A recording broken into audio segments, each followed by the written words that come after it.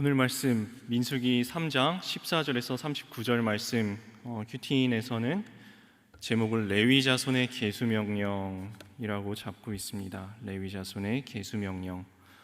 오늘 말씀 민수기 3장 말씀 함께 나누실 때 주님께서 크신 은혜 베풀어 주실 줄로 믿습니다. 함께 바로 들어가 보겠습니다. 첫 번째 단락입니다. 레위 자손의 가문에 대한 말씀이 나오는데요, 15절 보면 이런 말씀이 나옵니다. 레위 자손을 그들의 조상의 가문과 종족을 따라 계수하되 1개월 이상 된 남자를 다 계수하라. 이 자꾸 민수기에 보면 계수 나오는데 계수 무슨 뜻인지 아시죠? 사실 우리 일상생활에서 잘 사용하는 단어는 아닌 것 같은데 옛날에는 좀 썼던 것 같기도 하네요. 요새는 평소에 잘 쓰지는 않는데 숫자를 센다는 거죠. 숫자를 세는 것, 숫자를 세라고 자꾸 말씀을 하시네요. 레위 자손, 지금 계속 레위 자손에 대해서 이야기가 나오고 있습니다. 어제 말씀에서는 레위 자손을 특별히 택하셔서 이스라엘의 모든 장자를, 이스라엘의 모든 첫째 아들들을 대신하여서 내 것이라 칭하시고 제사장 아론의 직무와 온 회중의 직무를 대신하여서 하도록 위임하셨습니다. 택하시고 직임을, 하나님의 사명을 맡기시는 이야기가 어제 3장 말씀에 나왔었습니다. 이제 오늘 말씀은 바로 그 택하시고 주님의 뜻을, 주님의 직임을 맡기셨던 그 레위 자손의 숫자를, 수효를 계수하라고, 세라고 말씀하시는 내용입니다. 레위 자손이니까 레위라는 사람이 있었던 거고요, 레위라는 사람에게 자손들이 이렇게 있었던 것입니다. 자손들이 있으면은 첫째 아들, 둘째 아들, 셋째 아들, 넷째 아들 이렇게 있었겠죠. 그리고 각각의 아들들에게서 자손들이 있었는데, 레위 자손의 1개월 된 이상 된 남자들을 조상의 가문과 종족을 따라서 계수하게 하십니다. 레위의 아들들이 3명이 여기서 언급이 되는데요, 게르손과 고핫과 무라리입니다. 레위의 자녀 게르손, 고핫, 무라리 각각에게서 내려오는 자손들을 따로 계수하게 하나님께서 시키신 겁니다. 여기서 이렇게 따로 계수하게, 따로 숫자를 헤아리게 하나님께서 시키신 이유가 있습니다. 게르손과 고핫과 무라리 각각의 자손마다 그 조상의 반열에 따라서 맡겨진 직임이 달랐습니다. 이 바로 다음 단락에서 어떤 직임을 맡았는지를 다룰 건데요, 하나님께서는 각각에게 맡겨주신 직임이 다르게 부르셨습니다. 그래서 우리는 생각하기를 내가 하는 일이 제일 중요하다고 생각을 해요. 그래서 교회 안에서, 그리스도의 몸된 교회를 하나님께서는 몸으로, 누구는 눈으로, 누구는 머리로, 누구는 귀로, 누구는 코로, 누구는 입으로, 누구는 손으로, 누구는 발로, 누구는 다리로, 누구는 팔로 부르셨는데, 내가 눈의 직임을 맡으면 옆 사람을 내 기준으로 판단합니다. 야, 귀 너는 왜 못 보냐? 아유, 입 너는 뭐 보지도 못하는 거고 있어서 뭐하니? 입은 그러면 반론을 해요. 야, 눈 너는 뭐 말도 못하면서 뭐 자꾸 뭐 본다고 그러는데, 밑에서 발이 이야기합니다. 야, 내가 파업하면 너네를 움직일 수는 있냐? 각각 자신이 맡은 일을 기준으로 내가 하는 일이 제일 중요하고, 너는 내가 하는 일 안 하니까 쓸모없다라고 하는데, 하나님의 뜻은 그렇지가 않다는 것입니다.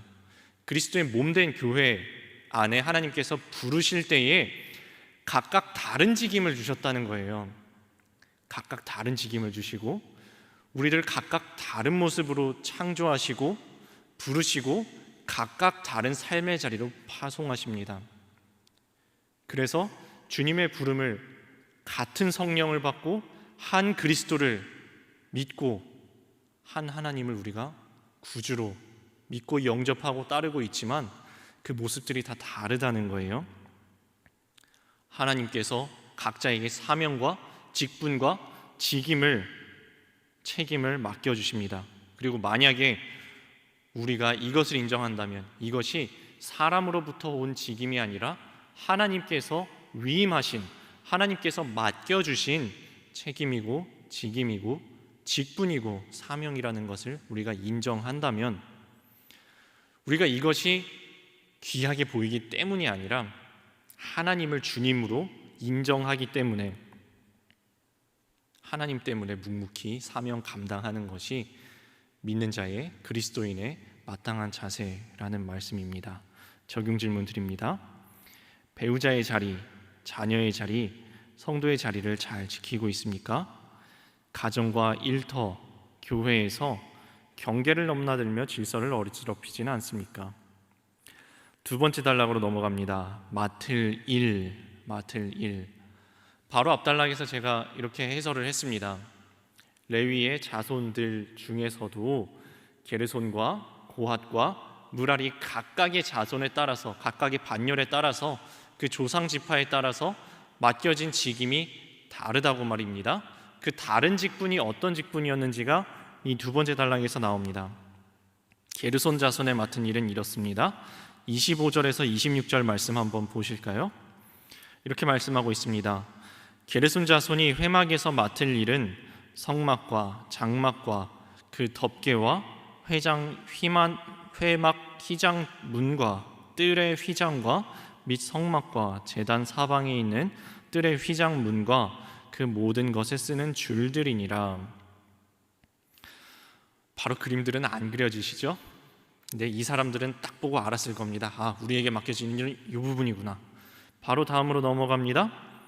고핫 자손이 맡은 일은 이렇습니다. 29절, 29, 30, 31절 한번 보실까요? 고핫 자손의 종족들은 성막 남쪽에 진을 칠 것이요. 여기서 왜 성막으로부터 동서남북에 대해서 이야기가 나오냐 하면, 이스라엘 백성들이 진을 쳤을 때 가장 중앙에는 성막이 있었습니다. 제일 중앙에 하나님이 임재하시고 우리를 만나주시는 성막, 곧 회막을 가장 중앙에, 센터에 딱 자리 잡게 했습니다. 그리고 나머지 12지파가 빙 둘러서 진을 쳤습니다. 그 진의 위치를 이야기하는 것입니다. 고핫 자손의 종족들은 성막 남쪽에 진을 칠 것이요, 우시엘의 아들 엘리사바는 고핫 사람의 종족과 조상의 가문의 지휘관이 될 것이며, 그들이 맡을 것은 증거궤와 상과 등잔대와 제단들과 성소에서 봉사하는 데 쓰는 기구들과 휘장과 그것에 쓰는 모든 것이며, 고핫 자손들은 증거궤, 상, 등잔대, 제단, 성소 봉사에 쓰이는 기구, 휘장, 그 모든 것을 맡았습니다. 다음은 무라리 자손입니다. 36, 37절 말씀입니다. 무라리 자손이 맡을 것은 성막의 널판과 그 띠와 그 기둥과 그 받침과 그 모든 기구와 그것에 쓰는 모든 것이며, 뜰 사방 기둥과 그 받침과 그 말뚝과 그 줄들이니라. 무라리 자손들이 맡은 것은 성막 널판, 띠, 기둥, 받침, 기구, 뜰 사방 기둥, 받침, 말뚝, 그 줄들을 맡기셨습니다. 이거 보니까 이 사람들 대단한 노동들을 한 것 같아요. 이게 쉬운 일들이 아닌 것 같은데요, 일을 다 같이 몰려서 하는 것이 아니라 각각의 직임을 쪼개서 나누었다라는 말씀입니다. 제가 이 말씀을 보니까 예전에 제가 어렸을 때 축구를 좋아했었던 기억이 납니다. 축구를 하는데 제가 달리기를 조금 잘하는 편이에요. 그래서 저는 제가 축구를 되게 잘하는 줄 알고 여기 뛰고 저기 뛰고 막 무슨 손흥민도 아니고 뛰어다니면서 하고 있는데, 그때 대학생 때였거든요.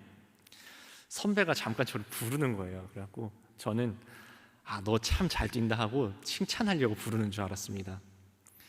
그런데 칭찬하는 게 아니라 저한테 이렇게 이야기하는 겁니다. 야, 너 포지션이 어디야? 그러는 겁니다. 그래서 저 수비형 미드필드인데요. 그러면 네 그 자리를 지켜야지 무슨 공 다니는 데를 전부 다 따라다니고 있냐? 저는 놀랐어요. 아니, 공이 가는 데를 다 따라가야 되는 거 아닌가? 아니라는 거예요. 네가 그 공 다 따라다니면 공처럼 네가 빨리 움직일 수 있냐는 거예요. 아니죠. 공처럼 빨리 움직일 수는 없죠. 공은 뻥 차면 저렇게 훅 날아가는데. 그럼 네 자리는 누가 지키니? 제가 그때 큰 깨달음을 얻었습니다. 일이 있는 데를 다 쫓아다니면서 내가 열심으로 내가 다 하는 것 같이, 내가 교회 일도 다 하고, 내가 집안 일도 다 하고, 내가 회사 일도 다 하고, 내가 대한민국에 있는 일 다 하는 게 그게 잘하는 건 줄 알았는데 잘하는 게 아니라는 겁니다.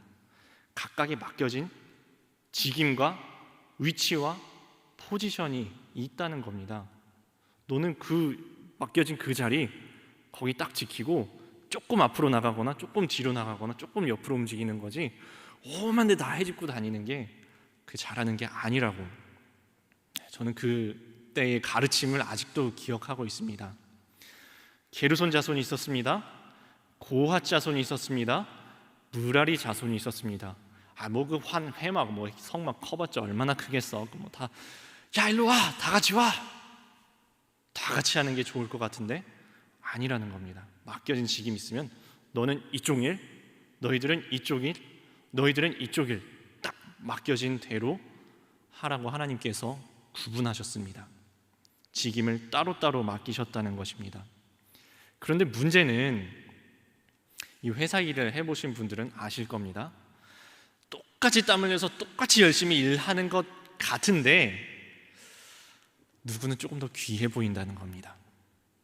누구는 조금 더 귀해 보이고 누구는 좀 사소한 일을 하는 것 같아 보인다는 겁니다. 누구는 똑같이 땀 흘려 일하는데 누구는 조금 더 돋보입니다. 누구는 안 보여요. 일하는데 안 보이는 데서 일하고 아무도 알아주지도 않는 것 같습니다. 아니, 고생은 내가 더 했는데 저 사람이 공로는 다 가져가는 것 같을 때 있습니다. 또 이런 것도 있습니다. 어떤 일은 해도 성과가 안 나요.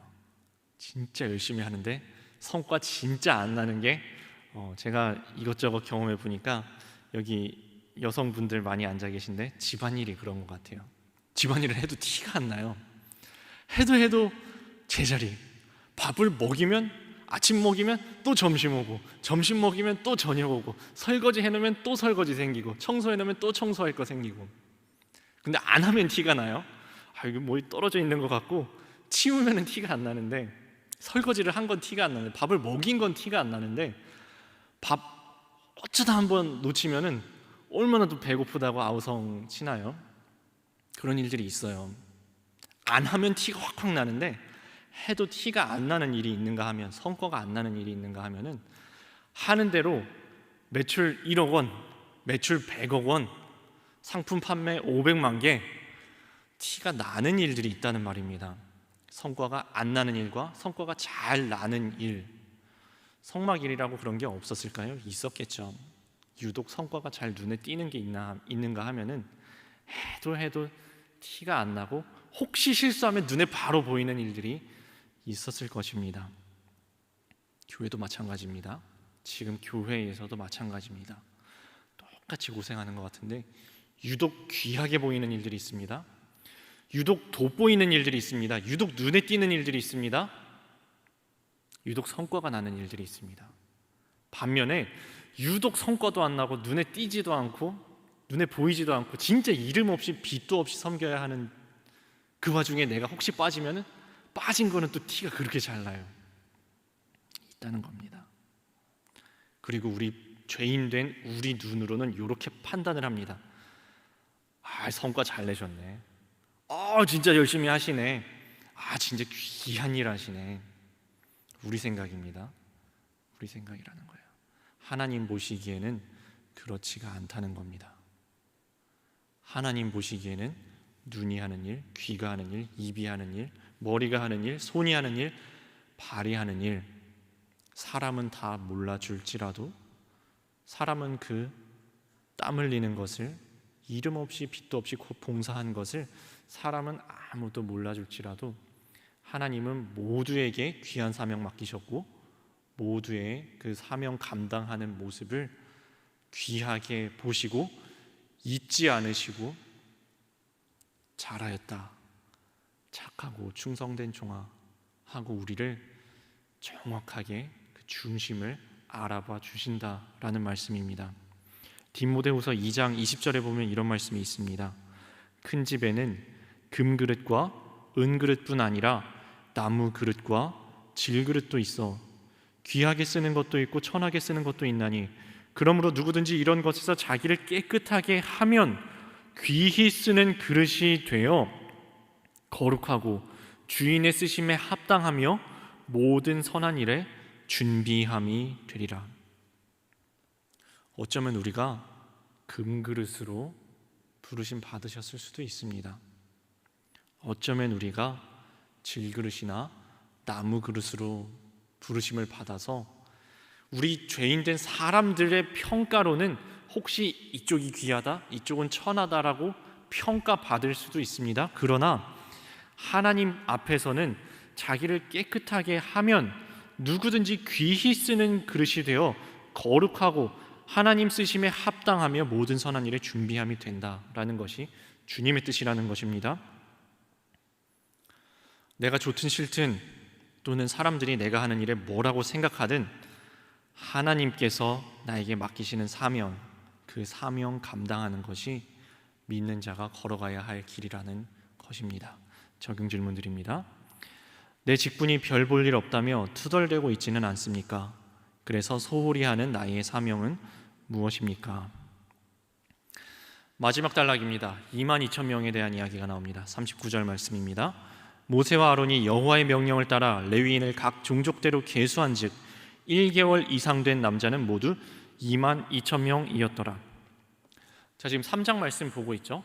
3장 앞에 2장 앞에 1장에 보면은 이 이스라엘 자손의 전체 숫자를 계수하는 내용이 나옵니다. 1장 45, 46절에 보면 이렇게 말씀하고 있어요. 이같이 이스라엘 자손이 그 조상의 가문을 따라 20세 이상으로 싸움에 나갈 만한 이스라엘 자손이 다 계수되었으니 계수된 자의 총계는 60만 3,550명이었더라. 60만 3,550명. 이게 몇 지파를 계수한 거죠? 12지파 계수한 게 아닙니다. 12지파를 다 계수한 게 아니고요. 레위 지파는 빼놓고 60만 3,550명을 계수를 했어요. 제가 이 숫자를 보고서 이거 한 지파 평균 몇 명이야? 하고서 궁금해져가지고 계산기를 한번 돌려봤습니다. 60만 3,550을 11로 나눠보니까 54,868명이 나와요. 54,868명. 그러면 방금 전에 레위 지파의 숫자는 22,000명이라고 했잖아요. 근데 이 숫자가 또 똑같은 숫자가 아니에요. 아까 60만 3,550명은 20세 이상만이에요. 20세 이상만. 그리고 레위 자손은 1개월 된 이상 된 남자를 전부 다 셌어요. 이게 수평 비교는 안 되는데 그래도 제가 한번 비교를 해봤습니다. 레위 지파가 조금 더 많이 계수가 된 거예요. 1개월 이상을 쳤으니까요. 그러니까 1개월 이상부터 19살까지가 초과로 계수가 된 거잖아요. 그걸 제가 감안을 하고도 그냥 한번 수평 비교를 해봤습니다. 여기는 22,000명, 그리고 다른 지파는 평균 54,868명. 제가 이거를 숫자를 비교를 해보니까 평균의 40%예요. 딱 40%, 40점 몇 프로 나왔는데 40% 정도입니다. 이게 초과 계산된 게 40%예요. 그러면 레위 자손이 숫자가 작다는 거죠. 숫자가 작다는 겁니다. 옛날에는 이런 포스터들, 이런 표어들 들으셨을 겁니다. 하나만 낳아도 지구는 초만원, 둘만 낳아 아들 딸 구분 말고 둘만 낳아 잘 기르자. 그때는 인구 많은 게 문제인 줄 알았는데 요새는 인구가 없어진다고, 인구가 줄어든다고 난리죠. 그래서 전 세계 인구 많은데 계수를 하면서 인구가 곧 국력이라고. 근데 이거 인구가 많고 적고 이야기를 하는 게 땅이 좀 좁으면은 너무 복잡하고 땅이 좀 넓으면 사람이 좀 많아야 될 거 아니에요. 요 당시에는 땅이 넓고 사람이 적었을까요? 아니면 땅이 좁고 사람이 많아서 좀 줄여야 됐을까요? 당연히 땅은 넓은데 사람이 부족했던 시절입니다. 인구가 곧 국력이었던 시절이에요. 그 말은 지파들 중에서 레위 자손만 유독 숫자가 적었다? 힘이 없다는 얘기입니다. 레위 자손이 힘이 없다는 이야기, 보잘것없다는 이야기예요.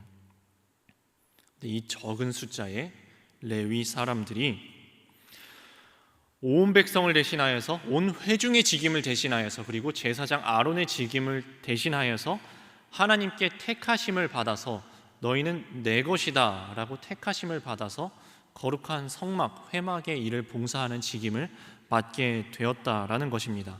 이스라엘 모든 가족의 첫째 장자를 대신하여서 하나님께서 내 것이라 칭하시는 하나님의 소유가 되었다는 것입니다. 저는 이 말씀을 보면서 몇 가지 말씀들이 떠올랐는데요. 첫 번째는 기드온이 떠올랐습니다. 우리 기드온 할 때, 쉽게 이야기할 때 기드온과 300용사라고 이야기하죠. 이 300명이 원래 300명이 아니었어요. 원래는 32,000명이었습니다. 32,000명이 왔는데 사실 적군은 훨씬 많았습니다. 32,000명이 조금밖에 안 모인 거였어요. 32,000명을 보시고 하나님이, 야, 너네 많다, 좀 돌려보내. 22,000명을 돌려보내고 10,000명이 남았습니다. 10,000명 보시고 하나님이 이러셔요. 10,000명? 좀 많다, 더 돌려보내. 너네 숫자가 많아가지고 싸워가지고 이기면 너희 능력으로 스스로를 구원하였다가 할 것 같아. 다 더 보내. 300명 남았어. 300명. 아까 원래 32,000명 있었잖아요. 300명이면 1%가 좀 덜 되죠. 300명 됐다. 가자. 가라. 그 300명을 이용하여서 하나님께서 구원의 역사를 쓰셨거든요. 하나님께서 수효가 많고 힘이 강하고 능력 있고 그런 사람을 쓰시는 것이 아닙니다. 만약에 우리 사람이 자신의 힘과 능을 하나님 앞에서 감히 자랑한다면 하나님은 아마 이렇게 말씀하실 겁니다. 야, 그거 누가 만들었니? 너 재능 누가 만들었어? 너 똑똑해? 누가 만들었어? 힘이 세? 운동 잘해? 능력 있어? 사회적으로 지위가 높아? 돈 많아? 하나님은 저기 굴러다니는 돌멩이로도 그런 거 만드실 수 있어요. 그게 중요한 게 아니라는 겁니다. 우리들은 지극히 작은 자보다도 더 작은 자입니다. 지극히 작은 자보다도 더욱 작은 자, 죄인 중에 괴수와 같은 저희들도 하나님께서 은혜로 택하셨습니다. 너는 내 것이라. 너는 내 것이라. 택하시고 구별하시고 하나님의 백성, 하나님의 자녀 삼으신 것은 내가 힘이 세거나 우리가 수효가 많거나 능력이 좋거나 사회적 지위가 높거나 집에 돈이 많거나 그래서가 아니라는 것입니다. 내가 잘나서 쓰임받는 것이 아니라 오직 주님의 은혜와 택하심으로 그렇게 하셨다는 것입니다. 제가 오늘 말씀 준비하면서 또 하나가 생각이 났는데요. 성경을 오늘 새벽에 급히 찾아봤습니다. 신명기 7장 6절, 7절, 8절 말씀인데요. 제가 읽어드릴 텐데 한번 잘 들어보세요. 너는 여호와 내 하나님이 여호와 내 하나님의 성민이라. 내 하나님 여호와께서 지상 만민 중에서 너를 자기 기업의 백성으로 택하셨나니 여호와께서 너희를 기뻐하시고 너희를 택하심은 너희가 다른 민족보다 수효가 많기 때문이 아니니라. 너희는 오히려 모든 민족 중에서 가장 적으니라. 여호와께서 다만 너희를 사랑하심으로 말미암아 또는 너희의 조상들에게 하신 맹세를 지키려 하심으로 말미암아 자기의 권능의 손으로 너희를 인도하여 내시되 너희를 그 종되었던 집에서 애굽 왕 바로의 손에서 속량하셨나니. 하나님께서 택하시고 사랑하신 이유가 그 수효가 많기 때문이 아니라고. 오늘 레위 자손에게도 똑같이 적용되는 말씀이며 우리에게도 똑같이 적용되는 말씀입니다.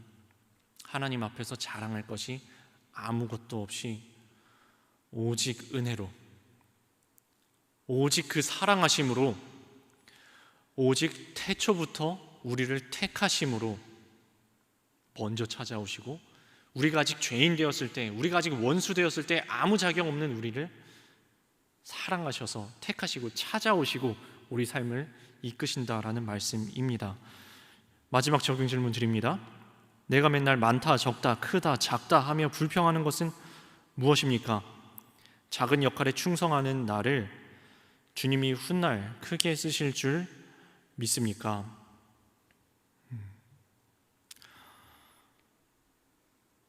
제가 오늘 말씀을 잘 다 준비를 해놓고 다른 나눔을 준비를 했는데 오늘 새벽에 눈을 딱 뜨면서 갑자기 다른 생각이 났어요. 요새 저희 요엘서를 바로 앞에 함께 읽은 거 기억나실 겁니다. 요엘 한 다음에 이 민수기로 넘어왔잖아요. 요엘서에 보면은 이런 말씀이 있는데 제가 22,000명 하다 어제 잤거든요. 22,000명 하면서 잠자다가 자면서 이런 생각을 했나 봐요. 요엘에 보면 이런 말씀이 나오거든요. 내가 그날에 만민에게 모든 육체에게 내 영을 부어주리니 너희 자녀들은, 너희 늙은이는, 너희 젊은이들은 환상을 보고 예언할 것이고 장래일을 말할 것이며 내가 그날에 나의 영을 남종과 여종에게 부어줄 것이다. 내 영을 부어줄 것이다. 와, 오늘 22,000명이 제 마음속에서 뭉쳐졌어요. 이렇게 제가 이런 생각을 했습니다. 내가 목회를 한다고 하고 있는데 내 능력과 내 힘으로 하려고 하고 있구나 라는 게 갑자기 깨달아졌습니다. 하나님, 저 자신을 보니까요, 안 그런다고 말은 그렇게 하는데, 저 생각도 안 그런 줄 알았어요. 저 하나님을 의지해서 하는 줄 알았어요. 근데 오늘 갑자기 새벽에 나 내 능력 의지해서 하고 있나? 만약에 하나님이 야, 너 네가 잘나서 하냐? 네 힘으로 하냐? 너 잘났어? 라고 하시면 어떡하지? 이 민수기 뒷장을 조금 넘겨보면은 백성들이 모세와 하나님을 원망해요. 마실 물이 없다고. 하나님께 모세가 간구하니까 하나님께서 너는 저 바위를 명하여 물을 내라 하시는데 모세가 백성 앞에 나가서 화가 나가지고 이렇게 이야기를 합니다. 우리가 너희를 위하여 물을 내랴 하면서 지팡이로 팍 찍어요. 우리가 너희를 위하여 물을 내랴. 하나님께서 모세 불러갖고 너도 저기 가나안 땅 못 들어간다 그러시거든요. 그 세 가지 말씀이 제 마음속에서 되게 걸렸나 봐요. 어젯밤에 내가 너희를 위하여 물을 내랴. 하나님의 영으로 내 안에 성령께서 살아계셔서 성령의 역사하심으로 직임을 감당하고 내가 직임을 감당할 때에 오직 하나님만 높임을 받으시고 나는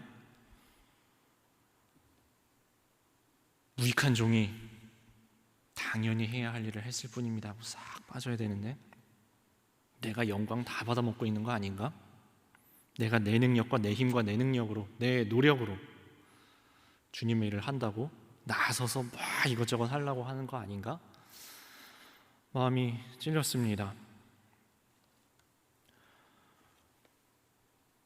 수요가 많기 때문에 우리를 선택하신 것이 아니라는 이 말씀 앞에서 하나님께서 맡겨주신 책임, 주의 영으로 감당해야 한다는 말씀 앞에서 저는 마음이 좀 찔렸습니다. 여러분은 어떠신가요? 우리 오래 믿었다고 하는데, 주님을 오래 섬겼다고 하는데, 주님을 위하여서 주님을 힘입어서 주를 섬긴다고 말은 하면서 사실은 내 능력으로 내 이름을 앞세우고 내 얼굴을 앞세우고 내가 잘나서 하는 줄로 착각하며 살아가고 있는 것은 아닌지 저는 회개의 시간을 가져보았습니다. 이렇게 오늘 말씀 마무리하려고 합니다. 어떤 말씀이 마음에 남으셨나요? 그 말씀 마음에 품으시고 오늘 하루 30배, 60배, 100배 결실하는 오늘 하루 되시기를 주님의 이름으로 축원합니다. 함께 기도하시겠습니다.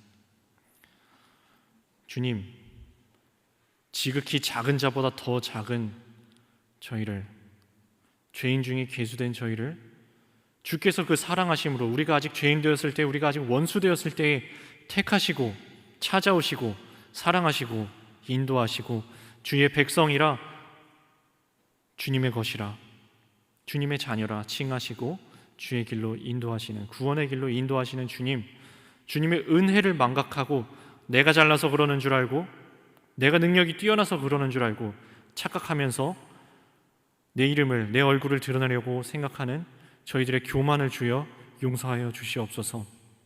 주님, 이제 주님의 영을 힘입어서 내 안에서 주님께서 역사하심으로, 주님의 영이 성령의 충만한 기름 부으심으로 말미암아 오직 주만 높이며 주님의 힘으로, 주님께서 부어주시는 은혜로 말미암아 우리 각자의 맡겨진 사명 감당하는 그를 통하여서 저희들의 삶 속에서 하나님의 나라가 세워지며 하나님의 뜻이 이루어지는 저희 거룩한 성도들의 삶 다 될 수 있도록 저희들을 붙들어 주시옵소서.